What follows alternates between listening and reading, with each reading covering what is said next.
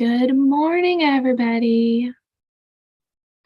Welcome to the studio. I am live here on a Monday morning and excited to chat with you about what is going on in our first week of October classes. Give me a second. I got to do a couple housekeeping things and just make sure we are actually live. Looks like we're actually live. That's good. Hopefully everything is looking okay on your end. If not, please let me know in the comments. I do have the dashboard up on the YouTube channel so that I can see that.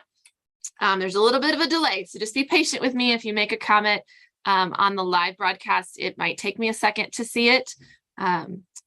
It's not long, but there is a delay. So, all right, it says that I am live. Fantastic.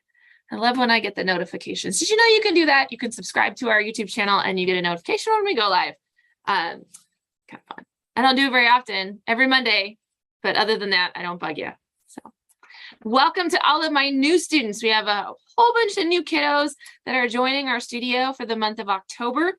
If you didn't get in for October, the forms are up again for November. So we closed registration last night. All the sign-in sheets are printed. All of the supplies are ready. We are ready to rock and roll for October classes. If you didn't get in and you want in, there's a few spots still available. And we'll get you started in November. But for those of you who are new to the studio, I'll introduce myself. My name is Allison Jensen. I'm the owner of Orange Easel School of Art. We have two studio locations, one in the Liberty downtown area, and then one out in Platte Woods. Liberty was the original location that opened in 2014, and then we opened Platte Woods in 2018. And we have about 70 some students with us who take classes weekly, whether it's your preschool classes or your grade school through high school classes that take classes with us to get better at the visual arts. So I've got in this weekly video, we're going to talk about what happens in those classes. And so if you're catching live, you're going to see everything on through. We're going to talk through multimedia and drawing. What are they doing this week? What did they do last week? A lot of times I will show examples in progress on what people are working on. This time, actually, I just realized I left my stuff over there. So we might go on a little field trip. but I don't have a lot today because we're not in progress. We're starting a new month. But I've got in this video, hopefully just some information for my parents or my kids out there who want to know what's going on in class the next week. Okay. This email, if you're catching the replay, you can always look down below. There will be some timestamps for your specific section. So if your kiddo takes drawing class and you don't care to know everything that happens, you can click just the link that says drawing and it'll take you to that section of the video. Generally, I will talk here for about 20 minutes. And so I understand if you don't want to stay for the whole thing. I got it. You do want to catch at the very end though, because I do go over just a couple housekeeping things that it's like deadlines that are coming up or information about the schedule or special events that affects more than just your class. So check out that for sure. All right. So the first thing we're going to do, let me just flip around. We're good. Okay. The first thing we're going to do is just give a recap of September. So we had a really great first month of our 2022-23 school year. So much fun. Multimedia classes.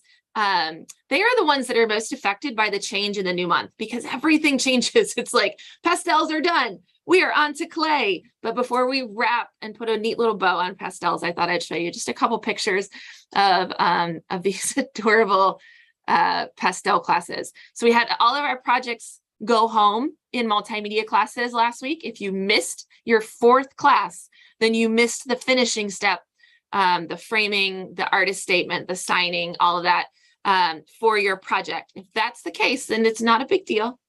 When they show up this week for class, it's going to be clay. So in order to finish your September class, they need to sign up for a makeup session. And you can find that information on our website. We're going to talk about it during housekeeping. Okay. All right. So we did these portrait projects, which were adorable with our youngest kids. Our kind of middle age group, that fourth, fifth, they did some really wonderful, beautiful chalk pastel landscapes that focused a lot on the sky, because if there ever was a media that was made for sunsets, it was chalk pastels. And then my oldest group, they did, like middle school, high schools, did something a lot more concrete that required some drawing skills. And they did these underwater, like sea creature pictures that they had to research and then draw and then create. So they did a really great job. like I said, they do start clay. So we'll start multimedia. They start clay this week. And we have 3 projects again for multimedia classes. So my youngest kiddos are going to be making pinch pots. And so I don't have examples for you because we haven't started, but a pinch pot is a bowl. So they're going to get a softball sized piece of clay. They're going to learn about clay this week, get to play with it, get to feel it, get to practice making pinch pots and practice that technique. For a lot of them, this will be something new. For my older kids, making a pinch pot isn't new. They're like, oh yeah, pinch pot. Okay. They know what they're doing. But for my younger ones, they will learn the technique of making a pinch pot. They will not finish it today. Everything they make this week in class will get squished back up and put back into the clay bag. They won't make their final pinch pots until week 2. But this week will all be about exploring clay, learning the properties of clay, making some practice ones, really coming up with what their concept is going to be. After they make their pot, they'll have to decorate it with different textures or patterns, and they'll get to play with the different clay tools that we have, the ribboning tools, the printing tools, to decide what they want their pot to look like. And when we get through after the building part, then there'll be a painting part. And then the finishing for our clay pots for the youngest group is going to be turning them into candles. And so they'll actually melt wax, scent wax, color wax, and pour candles with a wick inside. So it's a functional piece of art. Super fun project for the youngest kids. My middle group are making jack-o'-lanterns, which is just kind of it is an old standby here at the studio. It is a 2-step building process. So this week they will actually build and work on their final project. And theirs also is a pinch pot construction. We feel confident having them build their final today because most of them have had a pinch pot lesson, either with us in previous years or in their elementary school art classes. So we'll do a review of a pinch pot. And they will create a pinch pot that is upside down, and that becomes your pumpkin. So they'll create that and spend some time carving away, the grooves that are in a pumpkin and make it look like a pumpkin. They will learn slipping and scoring, which I will show you next week. So that way you guys can see what they're doing. They'll learn skipping and scoring, which is how you attach pieces of clay so they don't fall off. And then they will all finish this week with pumpkins, not jack-o'-lanterns, but pumpkins. So they will have, we'll have a whole rack of pumpkins. We'll let those dry to leather hard, which is a stage of clay drying. And then the next week in week 2, they'll actually carve their jack-o'-lantern faces.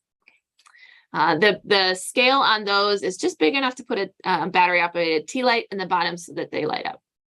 And then of course they will finish theirs with clay or with paint as well.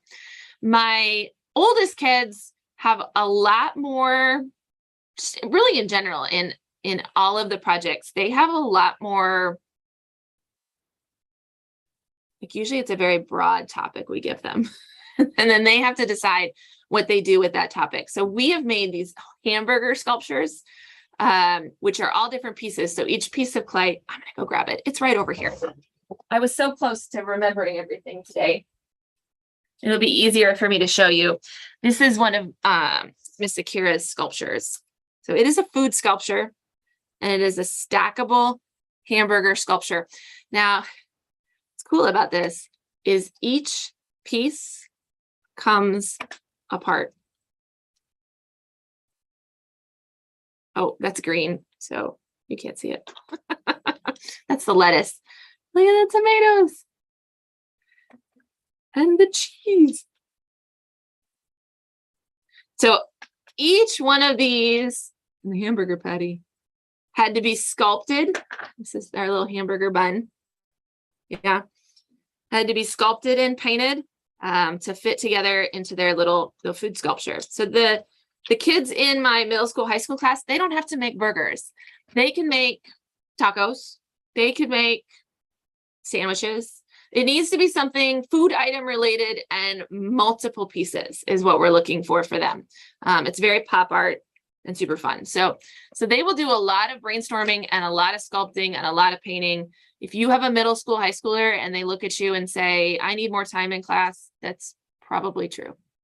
This is an ambitious project for us, but I'm excited to see what they'll do with it. So they're going to start these kind of pop art food sculptures this week, and they'll just dive right into building. These kids most of our middle school, high schoolers have been with us for many, many years, and like they know clay sculpture. So we'll go over conditioning the clay, we'll go over joining pieces, we'll go over, you know, like reductive sculpting methods as well as additive methods. But for the most part, a lot of their time is going to be spent just knuckling down and working. They'll have 2 weeks to sculpt and then 2 weeks to paint and finish. So those are our clay projects. My drawing kiddos, they spent all last month doing benchmarks. And so now becomes like the first, like it has begun. It is time to get going. They get to do one of my favorite lessons. This is Drawing 101 and Drawing 102 Advanced Realistic are going to do one of my favorite lessons ever that we do. And it is a bat drawing. And so we've got all these, this is one of them over here. All these black and white pictures of bats. Some of them are flying, some of them are just chilling and hanging out. But they're black and white. And so they have a whole range of grayscale, lots of really dark black shadows.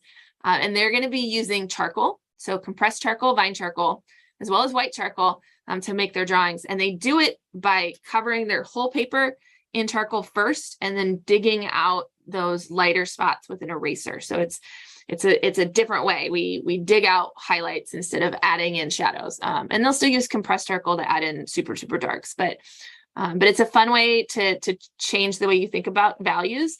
It's a really great exercise because it gets us away from drawing lines, because you can't draw lines. You just have to erase sections that are lighter. So it's a fun one for the kids to get to do. Some will love it and some will hate it, but either way, it's still a good exercise. So we'll do some bat drawings for our 102s and 101s. So it's the 102 Advanced Realistic and then my 101 classes. My comic and anime, they begin their unit where they really break down the body. So we did a little figure just to kind of see where they were at last week, or I guess it was 2 weeks ago. Now we're going to have a lesson in how many heads high is a person? How many, how does everything align up? How do you draw just proportions? It'll all be forward facing for our figures. And then next week we will put them into motion and really work on getting them into different positions. But this week is just about proportions and figures. Like everybody makes hands too small. Everybody makes legs too short.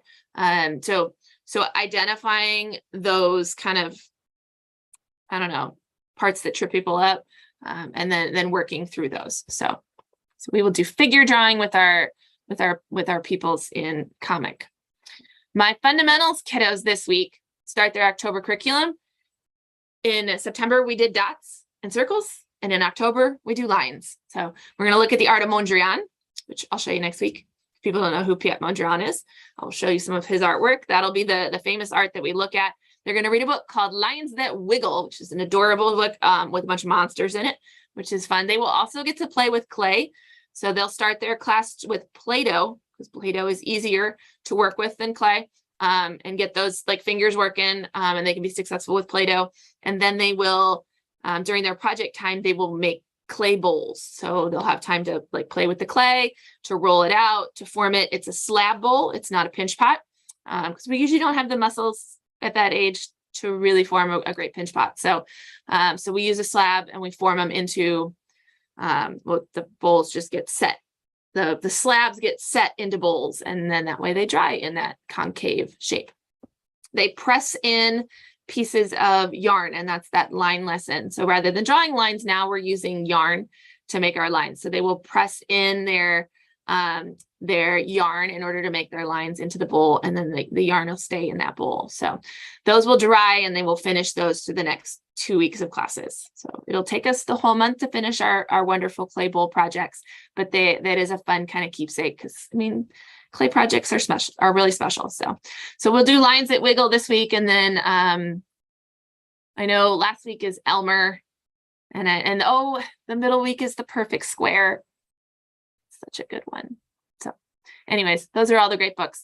So good stuff coming on. Then of course, all of the creative playstations in the preschool room will flip. So if you came in September and you're like thinking that it's going to stay the same, it will all change. So the water beads that we had out for the month, those changed to field corn.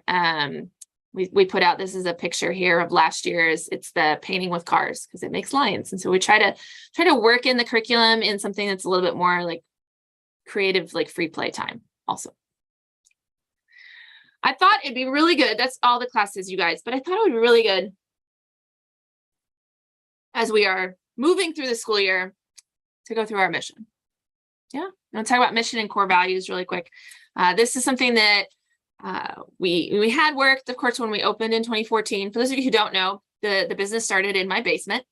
I started teaching classes in 2012 because a friend said to me, you should teach art classes. I would send my kid to you. I should. And so I did.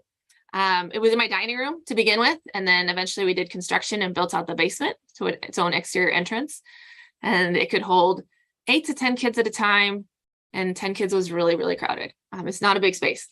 And then in 2014, we had 100 students taking classes. And I said, this is crazy. We need a big space. And so Ms. Sarah was my one instructor. She was teaching with me in my basement a couple nights a week and helping out. And she said, let's do it. And so we did. So that's how Orange Easel came to be. And so we had a mission statement. If anyone ever wants to hear the story of how the name came to be, feel free to ask, but it wasn't Orange Easel when it was in the basement. It was Miss Allison's art.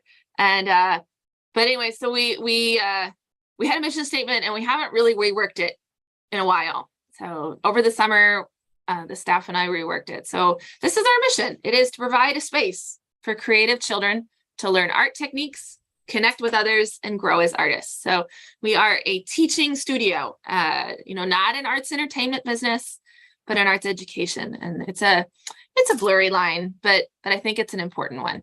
And some of our values, and we kind of go back to these when we're planning everything that we do. So kids art should be kid driven and kids art should be kid created.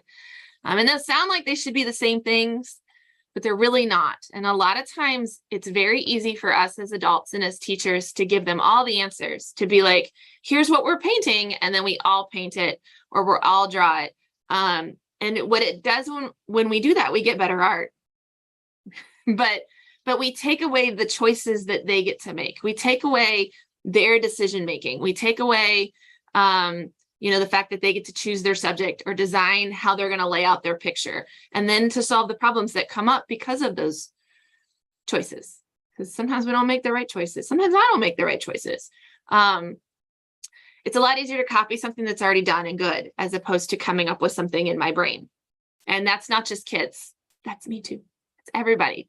But we learn so much when we have to do more on our own. And so while we're going to narrow you down and say we're all doing sea creatures, we're not going to say we're all doing this jellyfish in this color. It's going to be decisions that they have to make. And we try to go to a raw form. So, I mean, if I had it my way, we would take our own photographs. We'd be like, go to the zoo and find yourself a tiger and take some pictures. And then we don't have that kind of time. So instead, Google Images helps us out.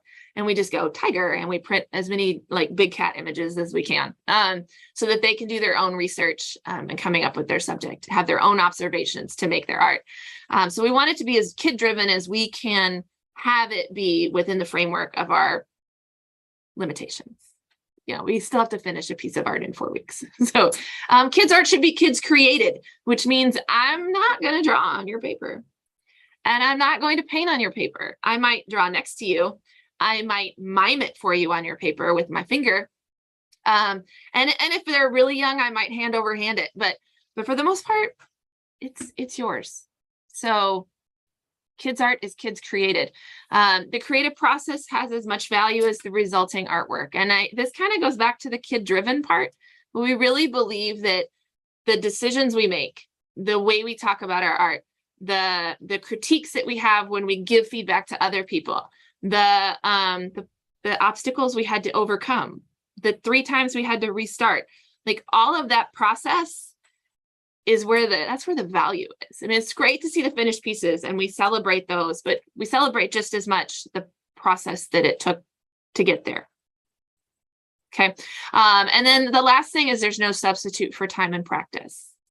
And you're not going to come to 2 drawing classes and be a better drawer, just like you're not going to come to 2 piano lessons and know how to play the piano. Like there's snippets, there's like little pieces of treasured information that change the way you work as an artist. But ultimately, it comes down to time and practice. And so hand on the paper, paintbrush on the canvas, that's what's going to make you better. And so we give you a space to do that. And we give you the coaching, the encouragement, the community to do it. But ultimately, just like everything else, it comes back to time and it comes back to practice. So those are our values. If you have any questions about those, let me know. But I was really excited to get those written. They went into our curriculum this year. We have documents for the teachers when they're teaching curriculum that I write. And so they went into the curriculum, and it's something we've reviewed over and over and over again as a staff. So I thought I'd share them with you. We're going to get them published up to the website too, once I fix all the typos, because there's just okay, so I wanted to go over this. There is a web page for current students. And I know some of you are like, we know, Allison, but some of you are new, so you don't know. If you go to the Orange Easel page, just the like main home page, there is a page just for you. It's called For Current Students. And there's a couple ways you can find it. It's in your confirmation email. It's in the footer of the website, and you can also go to the search bar. I personally like to scroll all the way to the bottom of the page, and just in that like quick link section, it says For Current Students, and you click it. It's going to open up a page for you, and it's going to have information about how do you find your schedule. So if you've think you have a day off coming up, go check it. It's got information in there on how to schedule a makeup, which is probably most common what you're going to need. Okay. So how do you get a makeup scheduled? And then there's information about, I think, inclement weather days and possibly the sibling policy. I'm not sure. Link to our calendar. All of that's there for you. So if you need anything, you can't find it, let me know. But check that page first. It's a really great reference. You can bookmark it, or you can just, I'm not going to move it from the quick links. You'll always know where to find it. It's right there. All right. Next thing, our fall party is coming up. And I am excited because this is one of my favorite things that we do all year long. It is at both studios, and everybody is invited who takes classes during the month of October. So if you have taken classes, multimedia, fundamentals, drawing, toddler, any like private lessons, you are invited to our fall party.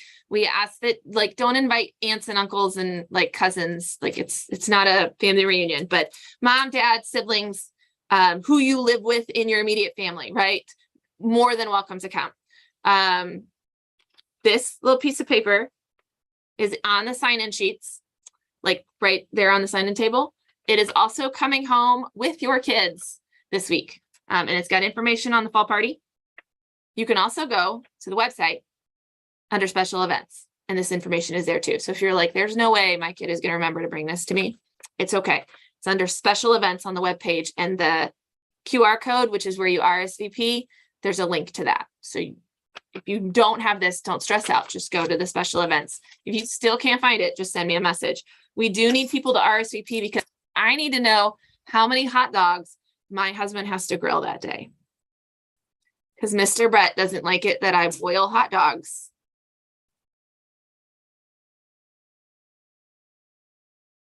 So a couple years ago, I said, if it really bothers you that much, you do it. And now he does. So we need to know how many hot dogs he has to grill. And then I spend the afternoon driving them to Flatwoods and to Liberty. I'll get all the food to everybody. And we just want to make sure that we have enough for you. So we have hot dogs, we have chips, we have caramel apples, bottles of water.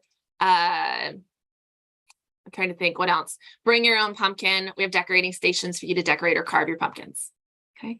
Don't come in costume. I mean, like if you really want to, you can. Sometimes the instructors dress up. Last year, Bob Ross was here. It was pretty awesome. That was Miss Liz's husband, Mr. Matt's pretty awesome. But if don't dress up just because I would hate for you to get your costumes like messy. If you got like old costumes you want to come in, I'm good with that, but don't feel like you have to.